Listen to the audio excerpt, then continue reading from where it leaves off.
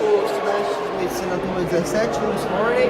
Eu queria te fazer algumas perguntas sobre aquela área que fica em frente ao ginásio, essa área verde ali. Você acha ela mal aproveitada?